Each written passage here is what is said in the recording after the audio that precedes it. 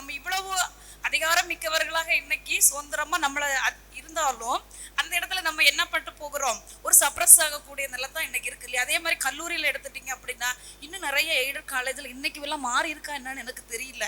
ஒரு ஹெச்ஓடி லெவலுக்கே ஒரு லேடியை ஒரு ஹெச்ஓடி ஆக்குறதா அப்படிங்கிறதெல்லாம் அந்த மேனேஜ்மெண்ட் ஒரு பிளான் பண்ணி எப்படி அப்பாயின்மெண்ட் அதுக்குள்ள சொருகிறது, எப்படி இவங்க சீனியாரிட்டியை கீழே இறக்குறது, ஒரு லேடியை ஹெச்ஓடி ஆக்குறதா அப்படின்லாம் இன்னமும் ஓடுது.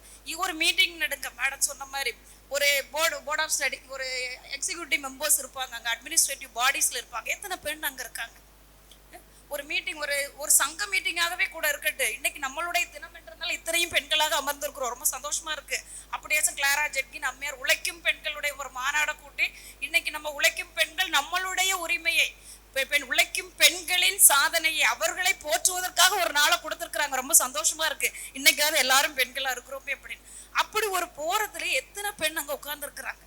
இல்லையா? அப்ப நம்மளும் ஈக்குவலா படிச்சு ஈக்குவலா இன்னைக்கு நம்மளுடைய சுதந்திரத்தை நாமளே எடுத்துக்கொள்ளுகிறோம். அதுக்கு நமக்கு நிறைய பேர் வழிகாட்டிட்டாங்க. யாரும் நமக்கு உரிமைகளே சுதந்திரத்தை கொடுக்க போறது இல்லை, நம்ம எடுத்துக்கிட்டோம். ஸோ இன்னைக்கு அந்த லெவலையும் தாண்டி என்ன செய்ய வேண்டியிருக்கு, 1 or 2 விமன் தான் அதையும் தாண்டி வர்றோம். எந்த இடத்துல நம்ம சப்ரஸ் ஆகுறோமோ அந்த இடத்துல நம்ம உரிமைக்காக போராடி, உரிமைக்காக அந்த இடத்துல நம்மளுடைய உரிமைக்கு கவுண்டர் பண்ணி அந்த இடத்துல நம்ம உரிமையை நிலைநாட்டி வரக்கூடிய விமன் ரொம்ப ரேர் தான். ஒவ்வொரு இன்ஸ்டிடியூஷன்லையும் எல்லாருமே என்ன செஞ்சிருவோம், சப்ரஸ் ஆகி தான் போயிடுவோம்.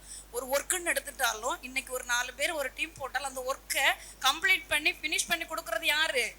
பெண் பேராசிரியர்கள். நாங்கள் அப்படியே வருவாங்க, லைட்டா டச் பண்ணுவாங்க, என்ன மேடம் ஓடிட்டு இருக்கு, ரைட் பாத்துறீங்களா மேடம் அப்படின்னு போயிடுவாங்க. ஆனாலும் அதுல அந்த ஒர்க்ல அவங்க ஒரு லேடி ஷைன் பண்ணிட்டாங்க அப்படின்னா அதை எப்படிடா இறக்குறது, அவங்களுக்கு அந்த நேம் வர்றதா வரக்கூடாது, அதை எப்படி இது பண்ணலாம் அப்படின்ற வேலைகளை அழகா பார்த்துட்டு இருக்காங்க இல்லையா? அதாவது எல்லாரையும் சொல்லலை, நிறைய மேலாப்புல நம்ம பார்க்கும் பொழுது, பொதுவாக பார்க்கும் போது நாம இன்னைக்கு பணிபுரியக்கூடிய இடத்திலேயே நம்மளுக்கு சம வாய்ப்புகள் வழங்க